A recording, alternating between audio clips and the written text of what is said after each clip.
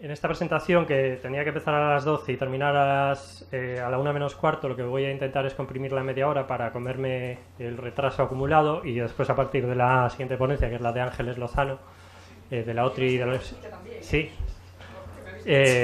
Ya estamos con el tiempo recuperado. De todas formas, sí que preferiré a lo mejor saltar algunas partes por encima, o bien porque ya se han tocado, o bien porque, bueno, con la información que está en la transparencia, ya os vale como guía, y me pararé en algunas cosas que, bueno, consideramos más relevantes, ¿no?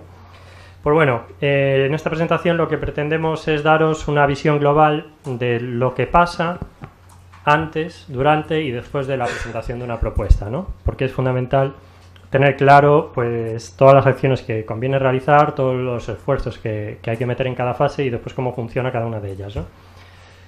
Aquí tenéis una especie de diagrama más o menos completo, parecido al que presentó Ancho el otro día, el viernes 5, con todo lo que conlleva preparar una propuesta, ¿no? Desde el inicio, desde que tú tienes una idea, o que la idea, bueno, no la tienes que generar en ese momento, ya la podrías tener presente o tener unos resultados ahí a la espera de seguir siendo desarrollados.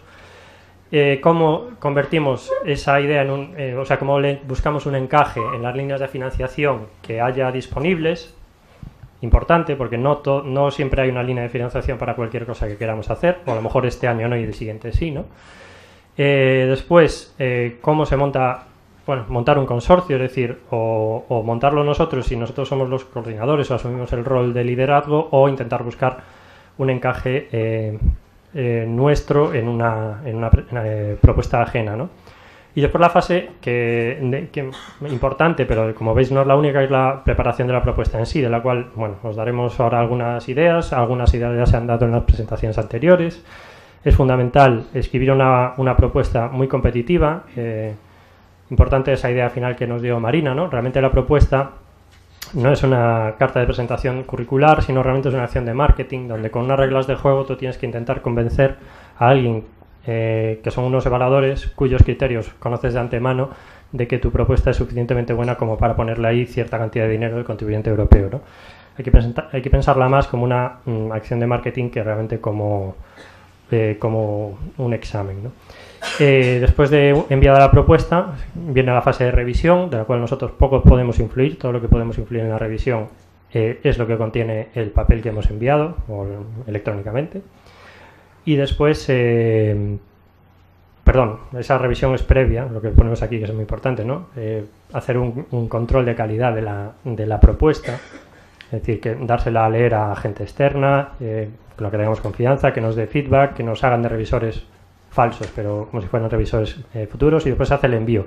Eso pasa el proceso de evaluación que os decía, y de ahí pueden salir los resultados, o que no nos la financien, desgraciadamente, o que nos la financien. Si nos la financian, bueno, se nos invitará a negociar la propuesta al consorcio, liderado por el coordinador, y felizmente la mayoría de los casos de las negociaciones acaban en que el proyecto tiene lugar. No todos, no hay que darlo por sentado, hay que hacer los deberes bien, sobre todo, pues, las puntualizaciones, las modificaciones que se nos piden en la negociación, hay que llevarlas a cabo o razonar suficientemente porque a lo mejor algunas no pueden estar correctas, y bueno, al final acaba todo eso en un proyecto que se financia.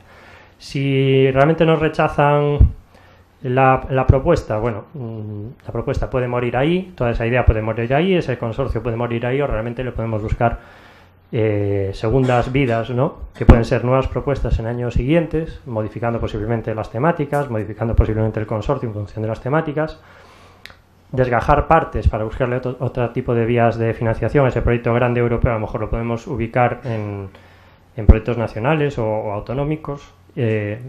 No hay que, bueno, todo el trabajo que se mete en preparar una propuesta, que son bastantes horas y es bastante calidad lo que hay que montar, no tiene por qué morir en el momento que hay un rechazo, ¿no? Realmente todo eso es aprovechable, ¿no? Ahí está la inteligencia de cada uno en buscarle vías alternativas.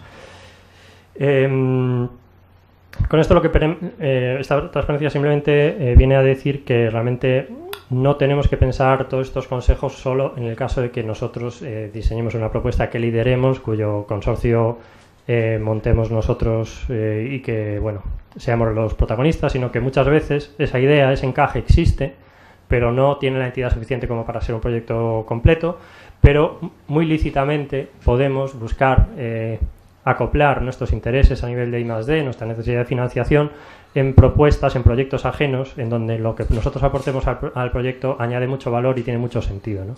Y bueno, es una de las vías más importantes para intentar entrar en proyectos, ¿no? No solo liderar, que es difícil y es costoso y complicado, sino buscar encaje mayor, con mayor o menor protagonismo en función del caso y de la temática en propuestas ajenas. Bueno, pues el mensaje de hoy, que ya os hemos empezado a dar y que repetiremos hasta la saciedad, es que el ciclo de preparación de una propuesta es un largo viaje, ¿no? Es un largo viaje que no solo en el tiempo, sino también en el esfuerzo, ¿no? Desde la idea hasta que se elabora una idea concreta de una propuesta que después la utilizas para convencer a gente para que se una a tu consorcio, en el caso de propuestas consorciadas. Una fase de preparación de una propuesta que son horas, es mucho tiempo, mucha negociación entre las partes, todo el mundo tiene intereses posiblemente no alineados, hay que negociar entre todas las partes, hay que aclarar qué hace cada uno, qué se lleva cada uno, se envía la propuesta, se evalúa, se negocia, que es un proceso también muy delicado y que requiere esfuerzo. Normalmente la comisión, o en este caso las próximas agencias, incluso con las propuestas bien evaluadas, va a hacer trabajar algo a los participantes para depurar esa propuesta, flecos, cosas que han indicado los evaluadores durante el proceso de evaluación que no quedan claras o que son mejorables. Todo eso se modifica y después se firma por fin un acuerdo de subvención con la Comisión Europea, entre el coordinador y la comisión. El coordinador representa a todo el consorcio y arranca el proyecto, ¿no? Y después el ciclo continúa una vez arrancado el proyecto, ¿no? En el caso de propuestas, de convocatorias que pidan propuestas en dos fases, se puede simplificar parte de este proceso en el sentido de que la primera fase, la propuesta que se pide es una propuesta corta, donde solo se evalúan, como decía Marina y Anxo, excelencia e impacto. Esa propuesta corta pueden ser 10-15 páginas, que requiere menos esfuerzo en el tiempo, en el sentido de redactar un documento completo, pero igualmente debe estar bien diseñada, bien pensada. El consorcio tiene que estar bastante claro, los roles bien claros, para que en el caso de que sea evaluada positivamente y se nos facilite el entrar en la fase 2, que es ya la propuesta completa, mucho del camino ya esté allanado, ¿no? Tanto internamente a nivel de consorcio como de claridad temática de la propuesta. De la idea de la propuesta, bueno, pues la idea puede partir de una cosa que tenemos detectada en casa, una necesidad, una línea de financiación que queramos complementar, es un caso muy común, pero también a raíz de nuestros contactos, a raíz de nuestras relaciones, a raíz de nuestra participación en eventos, sí que puede venirnos una idea dada del exterior, es decir, de otras entidades, de otras empresas, organismos de investigación, que nos conozcan o que nos hayan recién conocido y que nosotros podamos aportarle algo a esa idea que ellos están dando forma y que están dando forma a un consorcio en donde buscan ciertas capacidades, ¿no? Ambas cosas son válidas, ambas cosas son muy necesarias. En el caso que tú tengas una idea dentro, que quieras buscarle financiación, pues requiere de ti hacer un esfuerzo de comunicarla a los demás, de buscar gente a la que esto le puede encajar, lo lideres tú o lo lideren otros, ¿no? En el caso de las ideas para que vengan desde fuera, realmente hay que darse a conocer, ¿no? Por eso os decíamos antes que es fundamental explotar nuestra cartera de contactos existentes, sobre todo a nivel internacional. A nivel nacional la tendremos y también a veces son válidas, porque no solo hay un participante por país, sino que también podemos estar asociados con una empresa o otra entidad de investigación con la que nos llevemos bien, que somos complementarios y no nos solapamos, y ambos juntos hacemos una especie de trabajo para conseguir entrar en una propuesta más grande a nivel europeo, ¿no? Y como os decía, en el caso de origen externo, o sea, para que alguien nos invite tiene que conocernos, tiene que saber lo que sabemos hacer bien, tiene que saber que somos fiables, a lo mejor haciendo proyectos de investigación, importa también hay cierta parte del currículum, nuestro background, lo que hayamos hecho hasta ahora, y eso es fundamental. Como fundamental es realmente que nuestra idea o lo que queremos nosotros hacer encaje en un proyecto financiable dentro de una convocatoria en una temática concreta, ¿no? No, como os decía, no todo vale. El evaluador, la comisión, las agencias no son tontas, es decir, no le puedes vender gato por liebre. Cuando quieren financiar liebres y tú metes un gato, por mucho que lo maquilles, el gato seguramente se detecte. Pero también es verdad que las temáticas que se definen a veces son suficientemente generales para que, aunque la línea argumental del proyecto pues venga liderada por una serie de temáticas, nosotros desde nuestra aportación sí que podamos aportar cosas puntuales que no tendría sentido en todos los proyectos financiados en esa convocatoria, pero sí en proyectos en concreto sí que tienen mucho sentido, ¿no? Y de ahí es el trabajo de detección de esas propuestas, de comunicárselo a gente que esté también interesada en esas temáticas, de venderles cómo lo que nosotros podemos aportar en su propuesta potencial le añade valor y todo lo que sabemos nosotros hacer, a lo mejor entidades que nosotros también podemos sumar a un consorcio, ¿no? Todo ese tipo de encajes es importante, ¿no?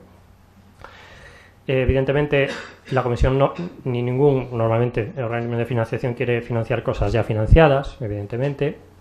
Por eso es importante asegurar la novedad en el sentido de que nos tendremos que haber leído un histórico de propuestas presentadas, hay fuentes de información como Cordis, ¿no?, donde realmente está la información de todos los proyectos europeos financiados por la Comisión y que es fundamental, porque incluso nosotros, sin mala intención, pero por desconocimiento, tenemos una idea que es genial.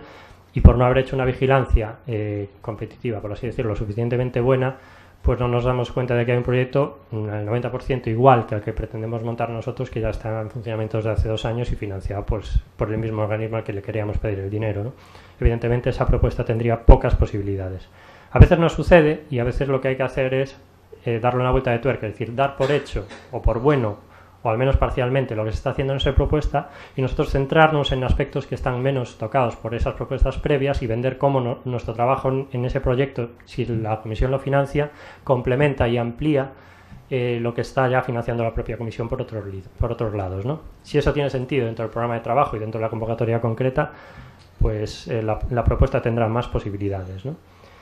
Hay que asegurarse también de que los resultados, especialmente en los pilares de ciencias, perdón, de liderazgo industrial y de retos sociales, pues tendrá aplicabilidad, que el proyecto que nosotros queremos financiar con dinero europeo realmente tiene sentido como proyecto europeo, un proyecto para desarrollar una cosa muy localista, donde el 80% del presupuesto y del consorcio es gallego y después tienes un belga y un rumano para completar y cumplir el mínimo. Pues eso, igual que el gato por liebre, esto también se huele, ¿no? Realmente, si eso no soluciona ninguna problemática a nivel europeo, si no genera crecimiento, empleo, si no responde a necesidades que la Comisión quiere financiar a través de este programa, que den beneficio a todos los europeos, pues difícilmente será financiable, ¿no? Estas reflexiones eran las que queríamos decir. ¿Cómo es un programa de trabajo? Pues un programa de trabajo es un documento de decenas de páginas en donde hay una serie de temáticas, topics, retos. La nomenclatura depende del tipo de programa, pero la estructura normalmente es esta, ¿no? Hay un título que más o menos nos puede dar una idea de por dónde van los tiros. Se describe después un reto específico, ¿no?, que es lo que la Comisión escribe ahí, que es lo que quiere ver. Las razones por las que va a apartar financiación para financiar acciones de investigación e innovación en esta temática concreta. Se escribe el alcance que pretende que la Comisión le gustaría ver en los proyectos que se financian, es decir, puede ser que en este alcance sea un único punto, pueden ser varios puntos, entonces la Comisión puede decidir que cada uno de esos subpuntos los financia con proyectos distintos, ¿no? Es muy común, ¿no? Pues está un impacto esperado, que es lo que la Comisión quiere que salga como resultados generales de cada uno de estos proyectos, y esto es una cosa muy importante porque para nuestro apartado de impacto, que como nos decía Marina y Anxo, pues por lo menos es igual de importante que los demás y en algunos casos todavía más importante que los demás, pues estos criterios de impacto concreto en la temática en la que nosotros enviemos la propuesta, bueno, el evaluador los va a sacar de este programa de trabajo, ¿no? Entonces nosotros deberemos hacer el esfuerzo de leernos esto y si no es con una tabla es en modo texto, pero pones el impacto esperado según el programa de trabajo es esto y así es como yo lo atiendo, así es como yo voy a responder a este impacto, ¿vale? Y después está importante también el instrumento de financiación, es decir, no vale cualquier tipo de proyecto en cualquier convocatoria, normalmente cada topic, cada reto tiene su instrumento específico, acciones de investigación e innovación o acciones de innovación o acciones de coordinación y soporte. Cada una requiere de su instrumento específico y con unas condiciones de financiación específicas, ¿no? También es importante tener en cuenta que puede haber una temática en la que nosotros encajemos muy bien, pero que sea una temática en la que el dinero disponible, por ejemplo, son solo 4 millones y la comisión recomienda que los proyectos que se presenten sean de 3 o 4 millones, lo cual te está diciendo que posiblemente lo que quieran financiar es un único proyecto en esa temática, ¿no? Entonces hay que también valorar la idea de, oye, nuestra propuesta realmente tiene sentido meter todo este esfuerzo para ser la mejor de Europa. A lo mejor no tenemos las posibilidades, ¿no? A lo mejor sí, a lo mejor podemos montar un consorcio potente que tenga posibilidades, ¿no? Pues todas estas cosas hay que valorarlas. Norma general para la formación de consorcios. Bueno, las propuestas que sean consorciadas, no son todas, hay algunas como las del ERC, la Marie Curie, que pueden ser individuales, hay otras Marie Curie que no, pero en general la mayoría de proyectos son un mínimo de 3 entidades legales independientes, ¿no? ¿Vale cualquiera? Pues no, como os decía, meter a un rumano o a un polaco de turno simplemente para cubrir equilibrio geográfico con Europa del Este, si realmente la fuerza del consorcio pues se queda en un solo país, pues realmente ahí no estás teniendo ningún tipo de equilibrio geográfico y posiblemente sea difícil de vender la dimensión europea de tu proyecto, ¿no? También es importante tener en cuenta que los consorcios, cuanto más ligeros, mejor.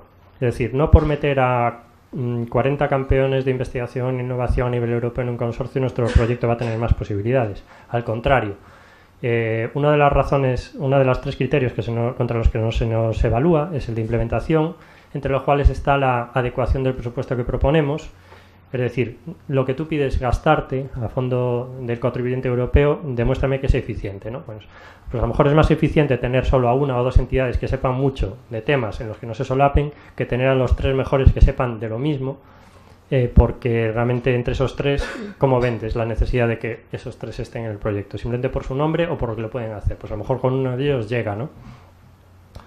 Documentos útiles en la fase de preparación de consorcios, cuando realmente gestionemos nosotros el consorcio, pues solicitar cartas de interés, cartas de compromiso o incluso acuerdos de confidencialidad, que lo que hacen es oficializar un poco más, y sobre todo a veces con conocimiento del superior de la persona con la que estamos hablando, que hay un interés concreto y un cierto compromiso que a lo mejor no llega a completamente legal, pero sí que va firmado por unas personas en otra entidad y de alguna manera obliga moralmente a mantener confidencialidad o a realmente mantener el compromiso hasta presentar la propuesta, ¿no? No son necesarios, ¿no?, si nos llevamos bien con los socios, pero son recomendables en algunos casos. ¿Dónde buscar socios? Bueno, la mejor opción, de nuevo, los contactos que tenemos. Después, los contactos de nuestros contactos, es decir, gente a la que nosotros nos pueda recomendar elementos intermedios que nos hayan conocido, que hayan trabajado con nosotros y que sepan que funcionamos bien en cierta temática, que sabemos trabajar en proyectos. Lo ideal, pero no es imprescindible, es que nosotros nos asociemos con gente que al menos tenga cierta experiencia en la presentación de estos proyectos, ¿no? Presentación y ejecución sobre todo, ¿no? Porque la experiencia no se sustituye por muchas jornadas informativas como esta, ni nada, ¿no? La experiencia es un grado en todas partes y en particular en estos proyectos de programa marco también, ¿no? Los eventos temáticos a nivel europeo, jornadas informativas, jornadas de plataformas tecnológicas, etcétera, son también fundamentales, ¿no? Porque es un momento donde tú puedes exponerte a otros que realmente a los que les puede ser útil en sus propuestas o realmente que te pueden ser útiles a ti, ¿no?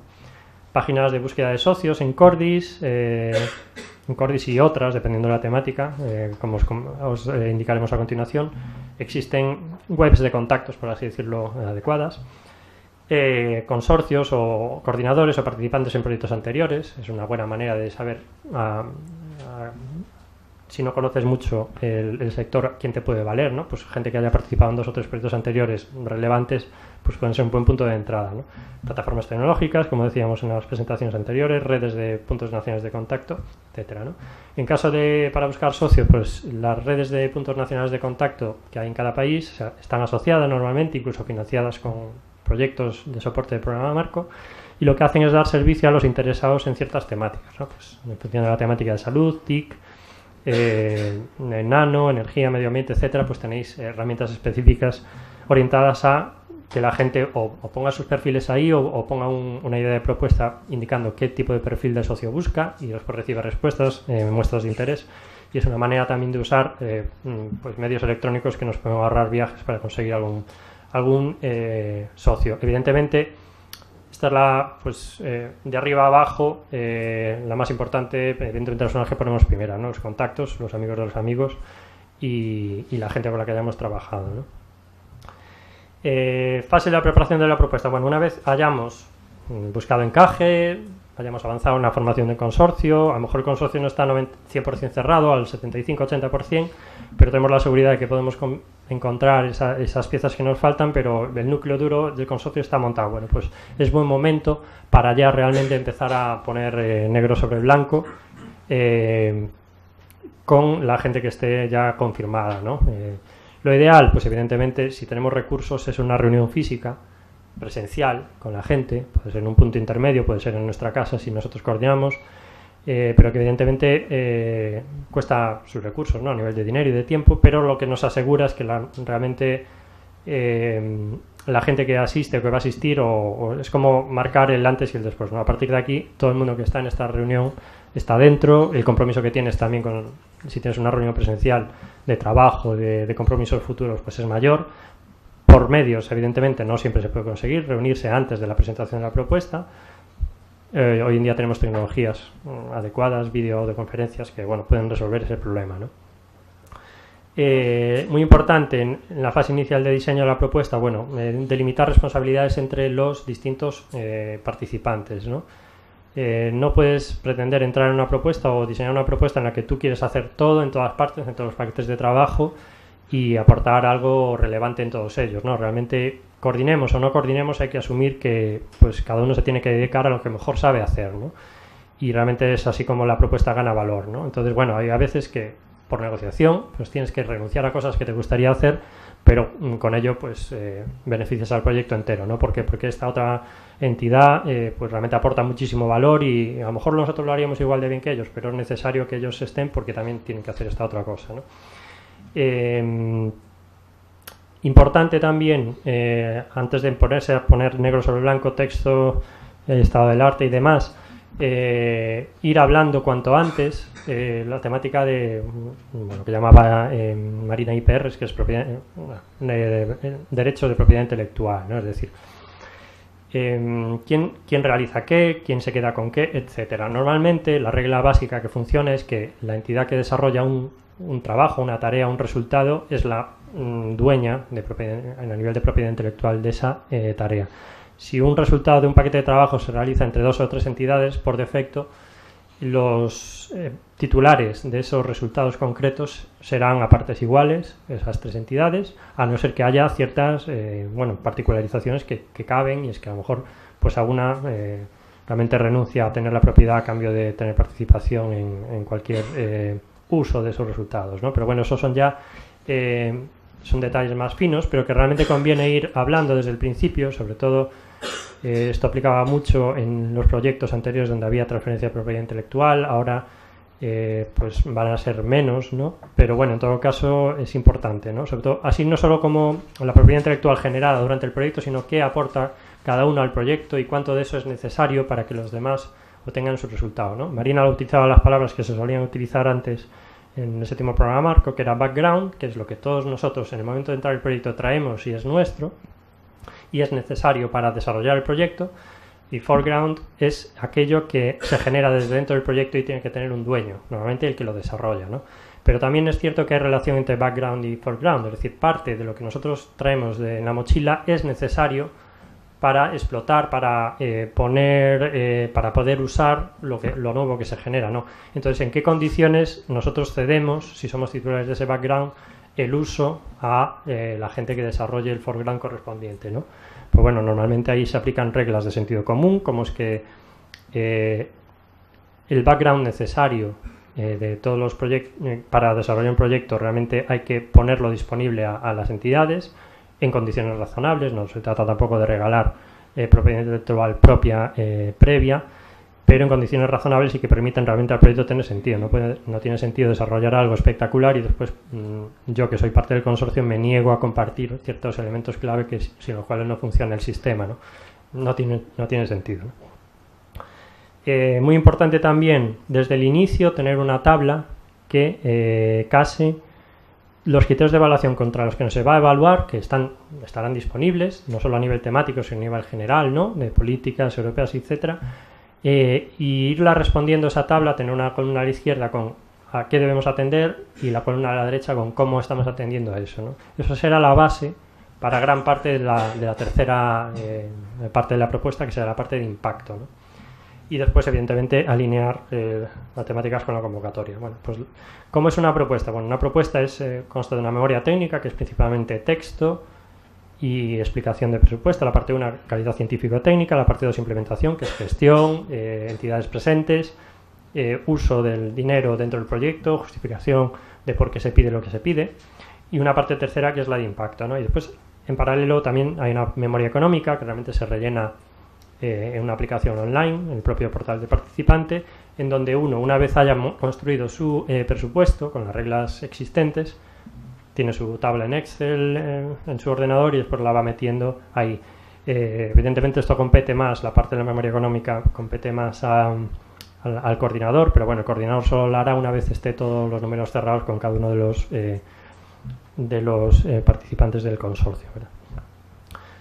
Calidad científico-técnica. Bueno, pues aquí esta parte nos la vamos a saltar un poquitín porque ya ha sido introducida por Anxo y por Marina en la propuesta en las presentaciones anteriores, y además así ganamos tiempo.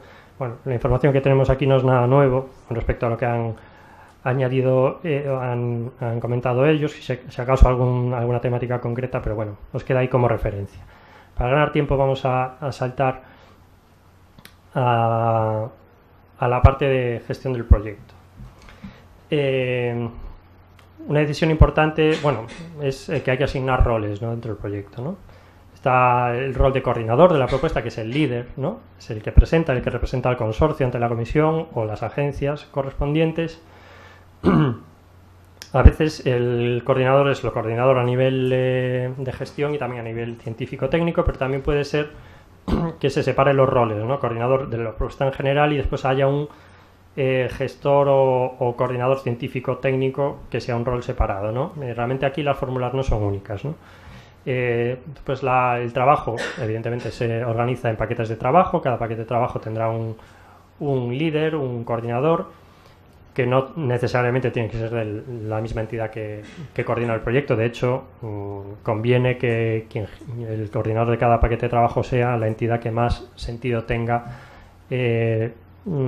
o que mejor sepa coordinar las cosas que tienen lugar dentro de ese paquete de trabajo. No necesariamente quien más horas o hombres mes, personas mes tenga dentro de ese paquete de trabajo, pero sí alguien que sea creíble, ¿no? Por ejemplo, no tiene sentido en un consorcio con universidades, centros tecnológicos, empresas, que la parte de explotación de resultados la gestione una universidad, ¿no?, que es un paquete de trabajo habitual.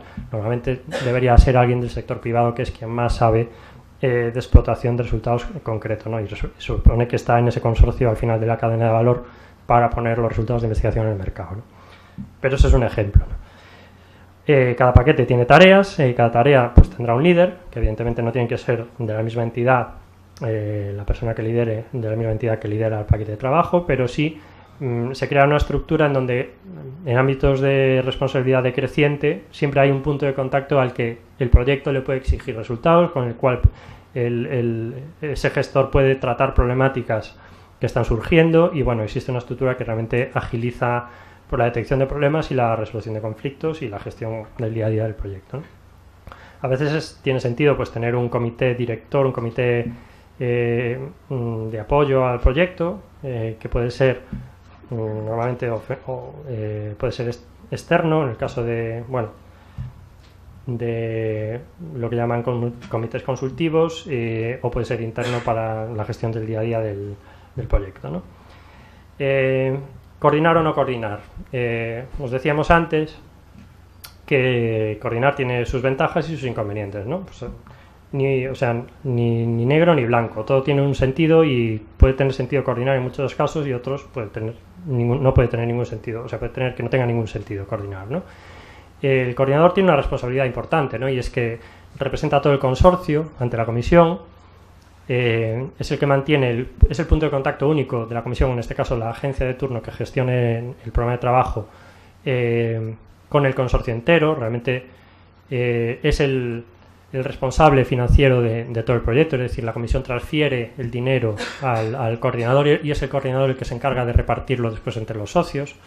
En ese sentido, pensar que con proyectos de 2 o 3 millones de euros, o de 5 o de 10, realmente ahí se manejan cantidades importantes a nivel financiero y que conlleva muchísima responsabilidad también, ¿no? Y por tanto es el garante ante la comisión de que el proyecto vaya adelante bien, el dinero se esté usando bien, el reporting se haga en tiempo, etcétera, ¿no? Las responsabilidades son grandes, ¿no? Pero también hay ventajas, ¿no?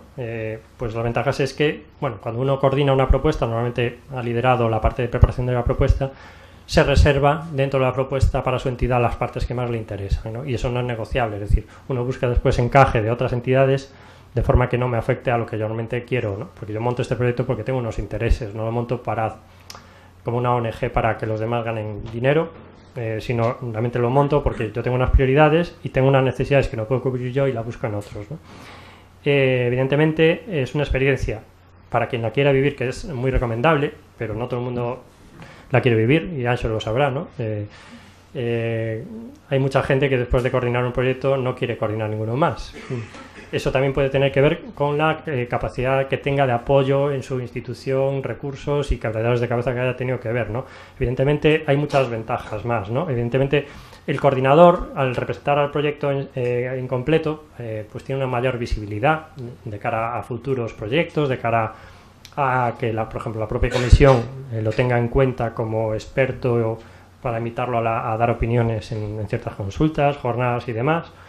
Y evidentemente el coordinador, debido a que tiene una visión global del consorcio, debido a que ha contactado a muchas más entidades, a lo mejor que las que han entrado en su consorcio, pues bueno, el intentar coordinar, incluso cuando sale mal, abre puertas a futuro, ¿no? En el sentido de que tú has hablado con mucha gente, la gente te ubica, te toma en serio, porque realmente mover una propuesta importante no lo hace cualquiera y bueno, realmente es una buena inversión cuando realmente tenga sentido, ¿no? Desventajas, bueno, pues las que ya he mencionado, ¿no? Y algunas más. La propuesta se envía mediante el portal de participante, el envío es electrónico, antes todavía hasta el séptimo programa marco y nosotros lo estamos haciendo ahora en proyectos que han empezado en este último trimestre, el acuerdo de consorcio, de subvención, todavía funcionaban en papel, a partir de ahora todo va a ser electrónico, lo cual facilita pues la firma por todas las partes, ya el documento no tiene que ir girando por todos los sitios antes de tener todas las firmas y demás. Se envía y a partir de ahí ya nosotros, como os estamos diciendo hoy, perdemos el control sobre el proceso de evaluación. No pensemos que aquí se puede influir, bueno, esta entidad, este señor, la comisión lo tiene muy en cuenta, seguro que sus propuestas son evaluadas. Bueno, sus propuestas van a ser evaluadas por gente como él, más lista o más tonta, pero igual que él, que van a ser muy bien instruidos por la comisión y las agencias para que lo que él evalúe realmente sea lo que pongan en el papel, no lo que conozca. Puede ser que te conozcan, puede ser que no te conozcan, pero realmente tu único punto para poder convencer al evaluador y a la comisión de que tu propuesta merece la pena ser financiada por encima de otras, igual o más buenas, es lo que pongas tú en el papel. Entonces, lo que vas a poner en el papel, junto con los criterios de evaluación, tiene que ser el motor director de esta acción realmente de marketing, como decía Marina, que es esta propuesta, ¿no? Tú tienes que convencer a todos los elementos de esa cadena que te va a estar observando y ayudarles a que reconozcan en tu propuesta todos esos argumentos que ellos quieren ver o que ellos han sido instruidos para valorar, para que tu puntuación aumente, ¿no? Se acerque lo más a un 15 o en el caso de los proyectos de innovación e investigación, ¿no? No podemos hacer nada más que esperar, ¿no? Bueno, hay un sistema de envío de propuestas. Las primeras convocatorias empezarán a cerrar seguramente en principio a partir de marzo. Ahora, bueno, conviene familiarizarse con este sistema, no solo los días antes, sino una vez ya decidimos que la propuesta se va a enviar, requiere su tiempo, porque no solo generar un documento de texto, pasarlo a PDF y tal, también hay que introducir muchos datos. Hay que introducir uno a uno pues, las entidades con las personas de contacto, esto normalmente lo hace el propio coordinador, rellenar los formularios de presupuesto, que realmente no es mucho tiempo, el tiempo es lo que has tardado en prepararlos, ¿no? Y cerrarlos y pactarlos con todo el consorcio, ¿no? y después el envío de la propuesta en sí, que como decía Anxo, lo más recomendable no es hacer un único envío el día 23 de abril a las 5 menos 3 minutos de la tarde, sino que lo recomendable es incluso cuando haya un esqueleto súper pobre, pero digo, bueno, la parte, por ejemplo, 1, científico-técnica, bueno, tenemos una versión más o menos preliminar, bueno, pues vamos a hacer una prueba de envío, ¿no? Eso cuenta como un envío oficial, pero realmente cada vez que hagas un envío nuevo se reescribe, es decir, si haces un envío un mes antes, 3 semanas antes, lo que te haces es curar en salud de problemas técnicos que puedas tener o que no te funciona el navegador o lo que sea, y después a medida que vas completando esa propuesta vas dejando versiones más sólidas y puedes hacer todos los envíos que quieras. Nadie te va a tener en cuenta más que el último de ellos, ¿no? El último que entre antes de las 5 de la tarde, ¿no? Que es la hora de cierre habitual del día concreto que define la convocatoria, ¿no? Así que no os preocupéis, es más, es recomendable, sobre todo para la gente que no lo conozca, y en este sentido creo que no todos vamos a conocerlo todo, porque esto es un sistema que ha cambiado ligeramente, entonces todo el mundo, hasta los que hayamos tenido proyectos anteriores, conviene que nos familiaricemos, ¿vale?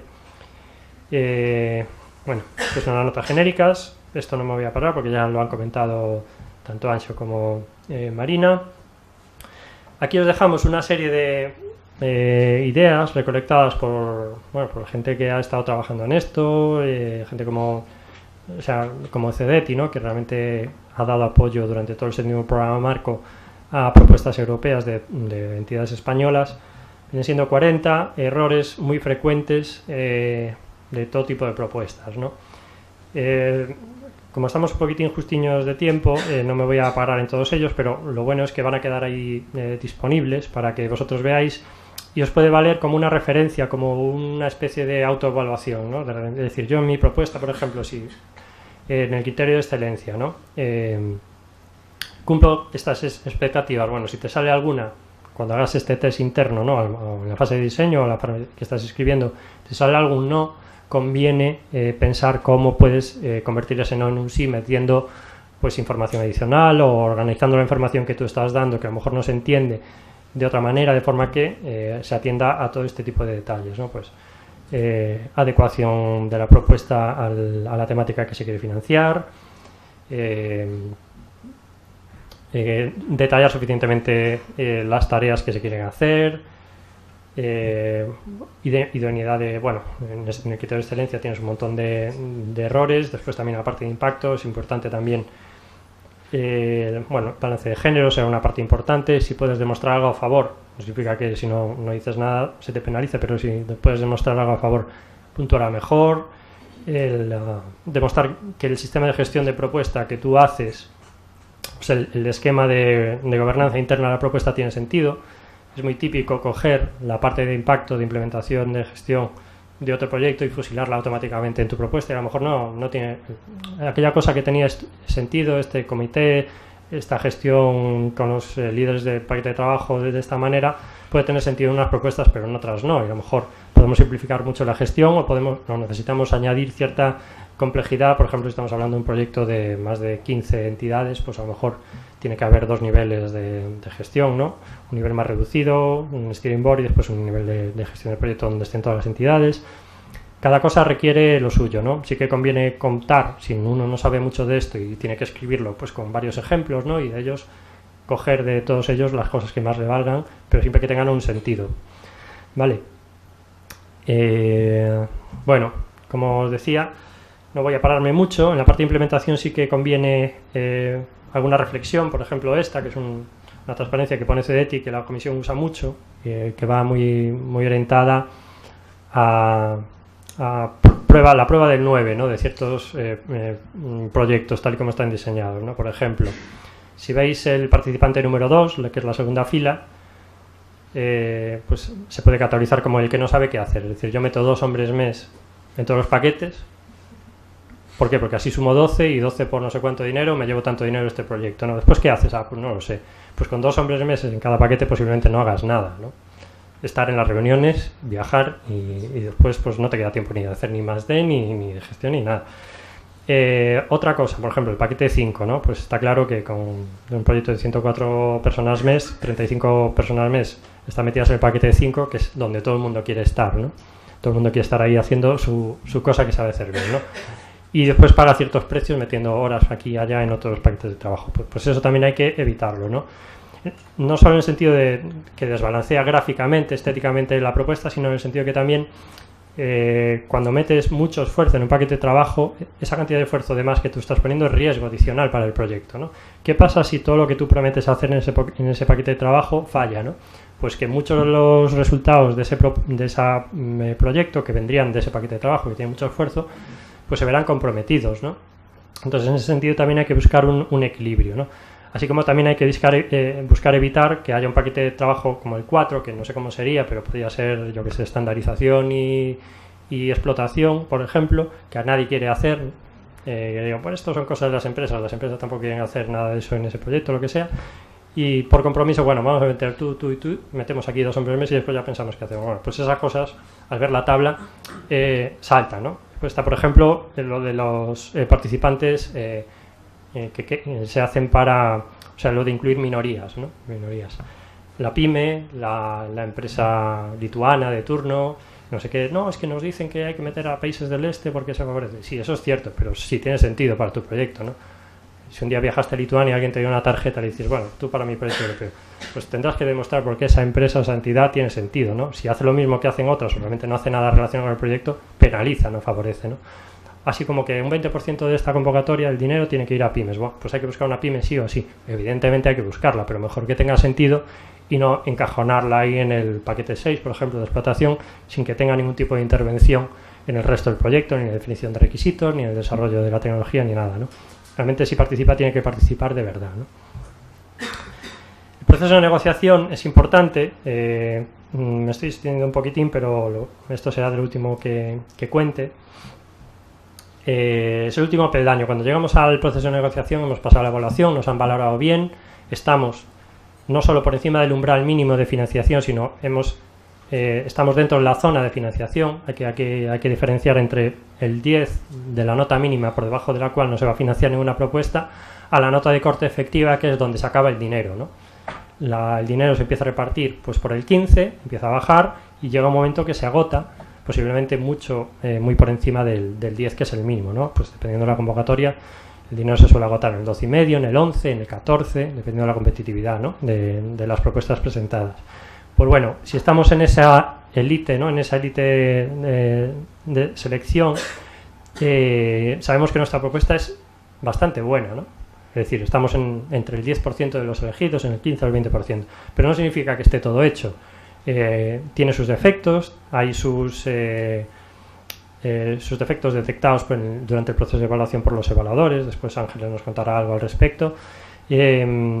Hay cosas que a lo mejor no estamos suficientemente claras, que no han penalizado, pero sí conviene explicitar mucho mejor.